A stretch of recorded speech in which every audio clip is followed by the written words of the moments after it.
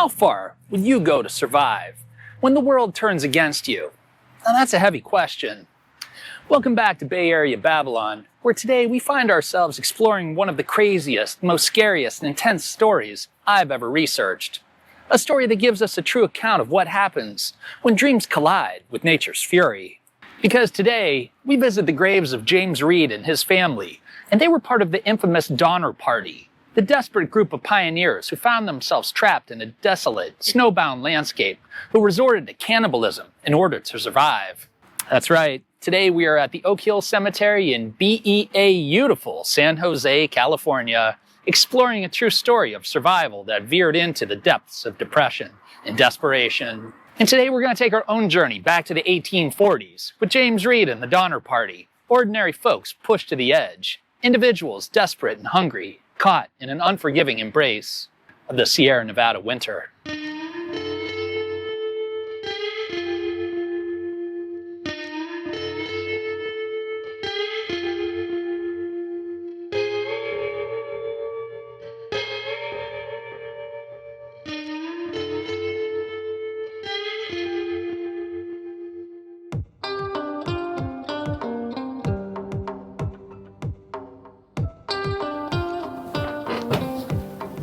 Way back in 1802, two dudes named Lewis and Clark, they blazed a trail across America, becoming the first of the new inhabitants to successfully conquer the true-life, death-defying game of surviving it all the way across the country without being eaten by a bear, dying of scurvy, or getting a poison-tipped arrow smacked between the eyes. And trust me, once word got out about the two adventurers' successful crossing, people raced west to try to claim their own slice of the newly forming American dream. Now, despite this was already the ancestral homeland of the indigenous people and legally belonging to Mexico at the time, well, that didn't deter pioneers from flocking westward in droves.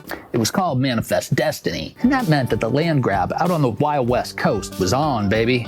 Everybody and their brother wanted to get in on the action and claim themselves a piece of the Golden Land.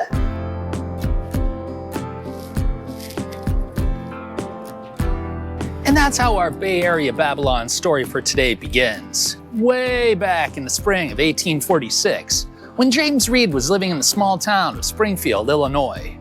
Now, James Reed, he had a problem. He'd just declared bankruptcy and was now looking for a way to get his family up and out of Illinois so they could start a new life out west. As luck would have it, Reed ran into a fella named George Donner, who just happened to be packing up and taking his own family out west, out to California. And yeah, sure, the Reed family could join up with them on their trek across the country. And with that agreement, the formation of the Donner Reed Party, as it was originally known, that's when it took place. Now, being a librarian, I wouldn't be doing my duty if I didn't let you know that at the heart of this story was none other than, guess what? A book. A book titled The Immigrant's Guide to California and Oregon, written by a guy named Lansford Hastings. Now, this Lansford Hastings fellow, he described California in all of its beautiful, glowing glory, enticing people westward. But some claim that old Lansford, well, he was just trying to line his own pockets and capitalize on the westward migration. But whatever.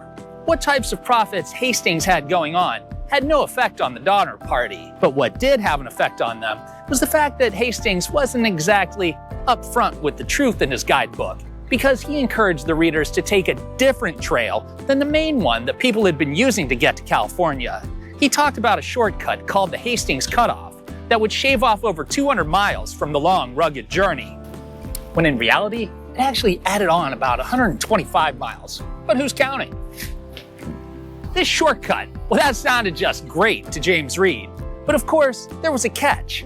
See, what Reed, nor anyone else who read the book, didn't know was that Lansford Hastings had never even traveled the new cutoff trail himself.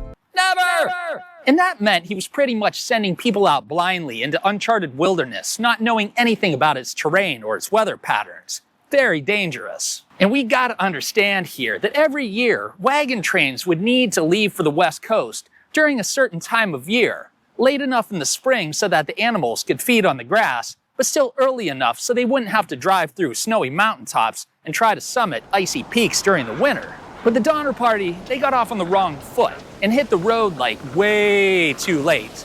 ultimately preventing them from missing the window of good weather.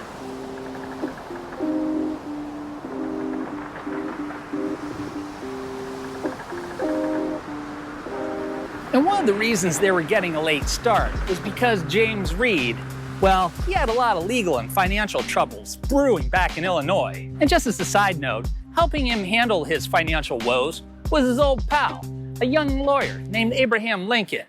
And apparently, Reed tried convincing Honest Abe to join them on their trek across the country. And even though Lincoln really wanted to get to California himself, he passed on the opportunity to focus on his own political career. But anyways, back to James Reed. The departure was delayed several times until Reed got everything cleared up. So then Reed and the 86 other members of the Donner Party headed out for their fateful journey in April of 1846. Now, heavy rains and flooded rivers caused more delays in their travel, but overall the first few months of the journey were pretty chill, pretty okay. That's because they were following the well-known Oregon Trail. And by following that trail, the Donner Reed caravan eventually made it to Little Sandy River in what's today southern Wyoming, without any major catastrophes up to that point. And it was there, in Little Sandy, where the most crucial decision of the trip would be made. They could either take the more established path heading north towards Fort Hall, or they could take the southern route, leading them through the unproven Hastings Cutoff. You need to understand, James Reed was all in on the Hastings book, and he let everybody know about it. Reed believed that taking the cutoff would make their trip that much faster. He was ready to roll the dice. Then Reed's vote was even strengthened more when a letter arrived to the party from none other than the man himself, Lansford Hastings. The letter was part of Hastings' PR campaign, encouraging all westward travelers to take his trail and save themselves the trouble and the time of going north. And to sweeten the deal, Hastings assured the travelers that he himself was out there on that trail, leading a different band of travelers to California. And it would be a good idea if they all met up and banded together at a place called Fort Bridger. How convenient.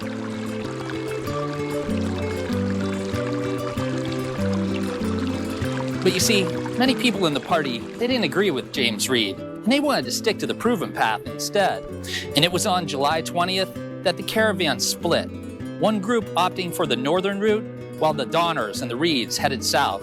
Destination, Hastings Cutoff. Now this was a big decision, because not only was the group splitting up, but the Donner Reed party was also losing valuable workers, wagon drivers, and trail guides. This was a problem, because the Donner Reeds had considerably less experience braving the wilderness. And this truly is where things start to go south for the Donner party. Because, well, what they didn't know was that a reporter named Edwin Bryant had already been to the Hastings Cutoff a week before, and saw that there was no way in hell that wagons could get through this rough, steep terrain. And knowing about the Donner party, well, Bryant tried doing them a solid and sent a letter back up the trail warning them to steer clear of the Hastings Cutoff.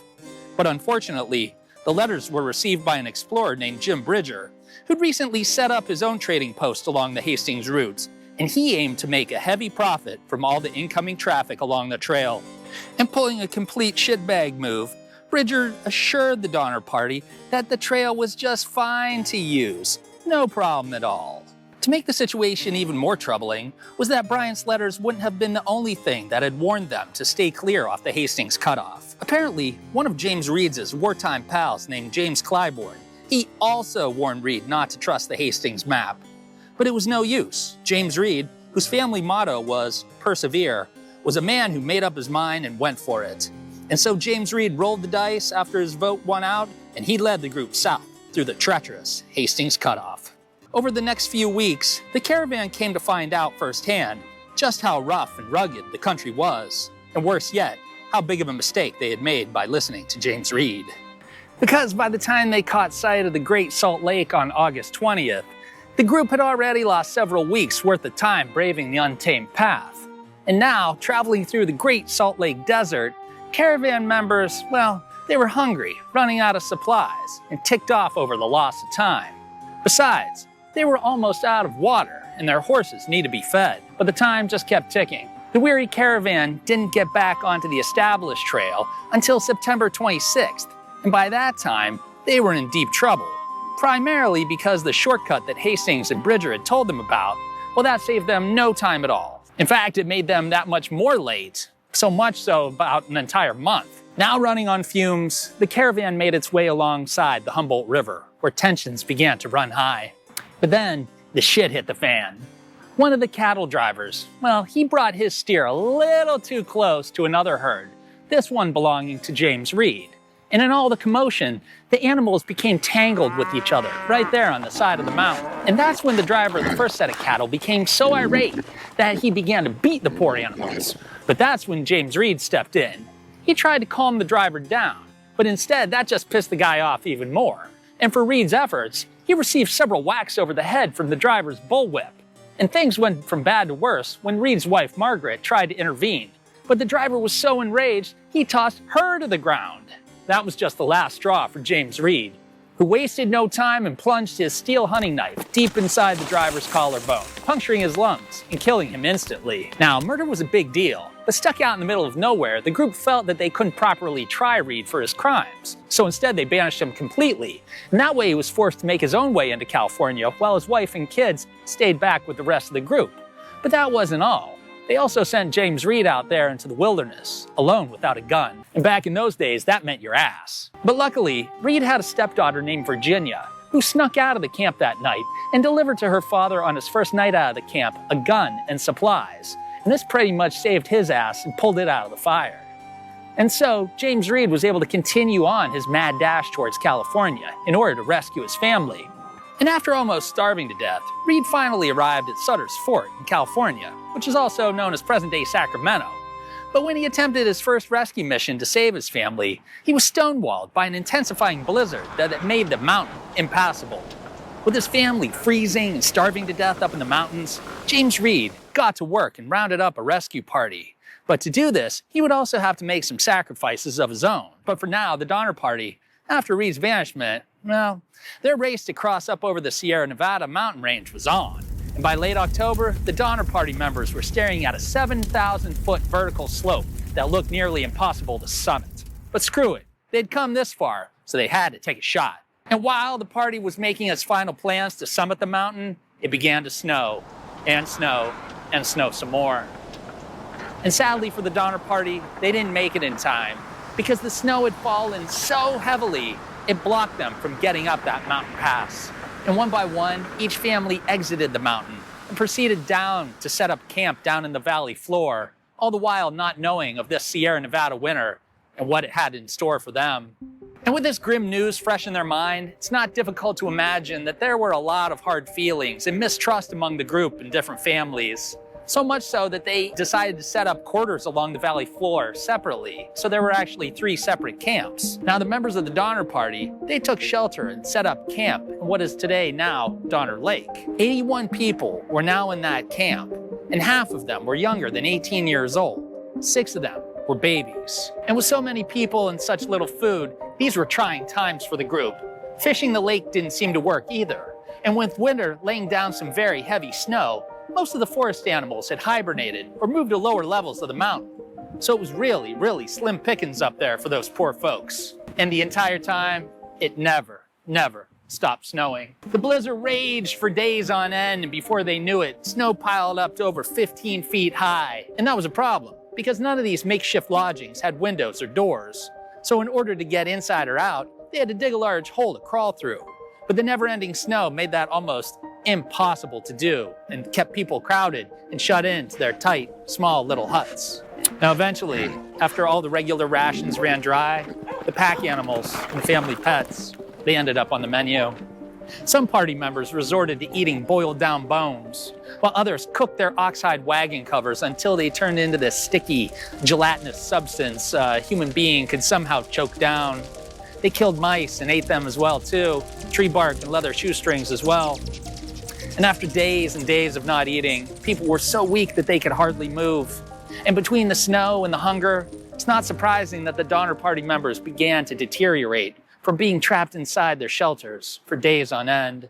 Then, after a month and a half of freezing to death, a group of 17 brave men and women, and yes, even a few kids, a group known as the Forlorn Hope, well, they whipped themselves up some makeshift snowshoes and set out to conquer that peak and finally make it over there yonder to California. But the escape attempt was met with freezing temperatures, overexhaustion, and having to get through snowdrifts that seemed to reach the heavens. These horrid conditions were so miserable and so unbearable that some of the group members actually turned back towards camp. Then finally, desperation set in, and discussions about cannibalism began to perk up among the group members. A cattle driver, his name was Patrick Dolan. Well, Patrick suggested eating each other, but the group hesitated at that suggestion. But after another day out in the blinding, freezing snow, they changed their opinion on that whole cannibalism thing and decided that lots would be drawn to determine which one of them should be sacrificed to supply food for the rest. And sure enough, Patrick Dolan, he drew the shortest straw. Only his companions couldn't bring themselves to kill him, so they decided to wait until someone else died. And it just so happened to be that 2 days later, Patrick Dolan himself, suffering from hypothermia, passed away at 4 p.m. in the afternoon. And sure enough, Patrick, well, he was first to be cannibalized. But he wasn't the only one. A day later, while out hunting, another member of the Forlorn Hope died, and he was quickly carved up for food. And it was this food that gave the remaining members the nutrition that they needed to make it up over the next mountain, and the mountain after that. And eventually, the few remaining members found a Miwok camp and received help after 33 days of hiking the Sierra Nevada mountains in a full-on raging blizzard. But by that point, only 7 out of the original 17 Forlorn Hope members survived. Now, this whole time, the entire Donner Party was marooned up in the mountains. James Reed was right here in good old San Jose, California, trying to wrangle up some rescue efforts to help his family and friends up there in the mountains. And just by freak chance, there happened to be a war going on at the same time, specifically the Mexican-American War. And with Reed's prior military experience, he was quickly snapped up and sent off to fight in the Battle of Santa Clara. Now, Reed got involved in the fighting because he was promised relief support to help his family and friends if he took part in the war, which he did. And as a result, the good citizens of San Jose here collected their funds and supported Reed and his relief effort towards getting his family back safe. Nice job, San Jose. And that's when, facing extreme conditions and against all odds, James Reed, a man of determination and grit, he rallied a band of men together, gathered up the essential supplies, and marked his next stop, the frozen Sierra Nevada mountains. Now, there was one rescue party ahead of Reed, and they were actually able to get through to the frozen travelers. And not long after, while trekking through the snowdrifts and rugged peaks, James Reed encountered his family, his wife Margaret, stepdaughter Virginia, and son James Jr., emerging from the formidable mountains.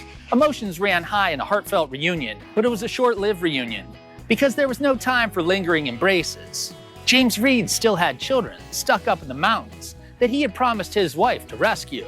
And even though many others resorted to eating the deceased, James Reed was assured that none of his family members resorted to cannibalism during that horrifying ordeal. But as for the rest of the camp, well, James Reed, he was obviously horrified by the ungodly carnage. He saw that the other members of the Donner Party had indeed resorted to cannibalism, and that left some very, very gruesome sights and evidence in their wake. In April, a team of soldiers managed to reach the winter camp to finally bury the dead. And it was in this aftermath that revealed the extent of the tragedy, with only 48 people surviving. The ordeal, marked by hunger, cold, and desperation, and ultimately claimed the lives of innocent people. And it was this group of troops that pretty much served as a cleanup crew for the entire ordeal. Author Edwin Bryant, in his book titled What I Saw in California, wrote, "Strewn around the cabins were dislocated, broken bones, skulls, human skeletons, in short, in every variety of mutilation. A more revolting and appalling spectacle I'd never witnessed." End quote. They buried all the bodies in one big grave. Then they took everything the party had in their houses and had to set it on fire. Because the US supported expansionism, media stories about the party tended to focus on how brave and heroic the pioneers were, downplaying or pretty much deleting the fact that some of the people in the party ate one another. However, some California newspapers took the opposite stance and wrote in graphic detail, creating a much more juicy story. As we reflect on this chapter in history, let it be a somber yet instructive lesson to take away from today, urging us to respect Mother Nature and tread with both ambition and caution. But as for James Reed, well, he and his family settled right here on a 500-acre ranch between 1st Street and what's now Coyote Creek, and what is now the downtown section of San Jose. In 1849, Reed became the chief police of San Jose Police Department. Reed also became a real estate developer, and started a mining enterprise to boot. During the California statehood process, Reed was the leading proponent to make San Jose the actual capital of California. But that honor went to our neighbors up the road in Sacramento.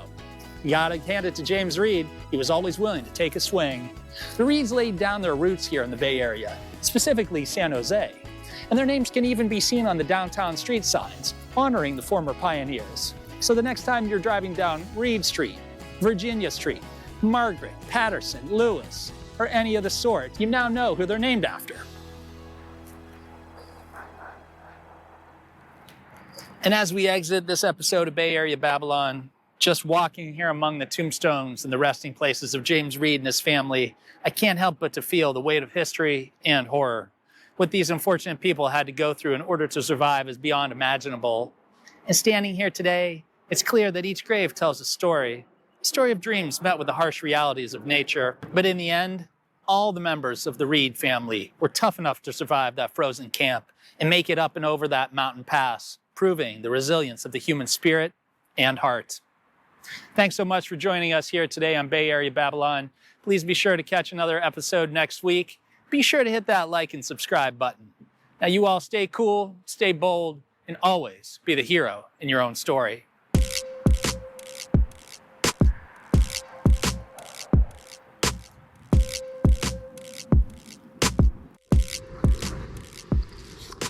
Now, being a child of the 80s, I grew up playing a computer game called the Oregon Trail. You probably heard of it.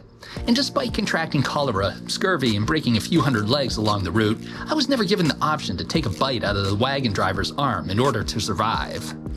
And if you want even more grisly stories and insane info on these troubled travelers, then you gotta check out a book called The Indifferent Stars Above, The Harrowing Saga of the Donner Party by author Daniel James Brown.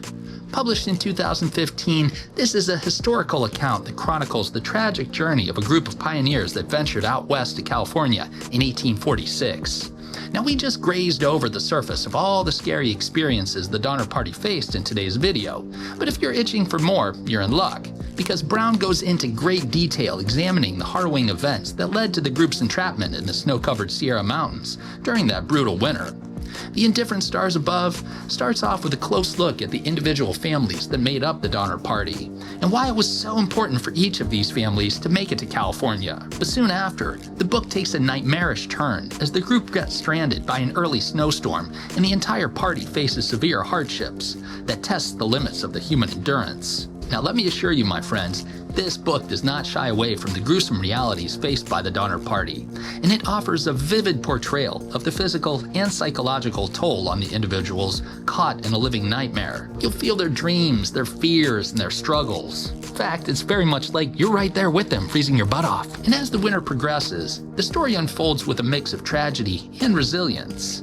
Brown explores the complex dynamics within the group, shedding light on the sacrifices made and the moral dilemmas faced by the pioneers. Against the backdrop of a merciless wilderness, and with the indifferent stars above, the Donner Party's ordeal becomes a poignant exploration of human spirit's capacity for endurance and survival. The Indifferent Stars Above isn't your typical nonfiction tale. It's a page-turner that explores the wild choices made by people when they're faced with extreme circumstances. Daniel James Brown's superb storytelling skills, paired with a historical deep dive, turns this book into a roller coaster ride through one of the darkest chapters in the American West. And it's definitely worth picking up at your local library.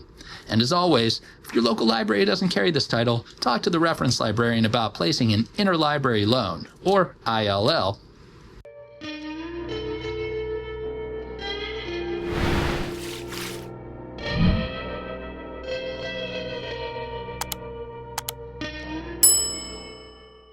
And with that agreement, the formation of the Donner and the Reed Party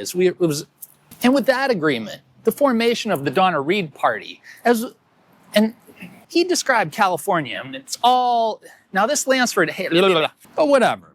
What types of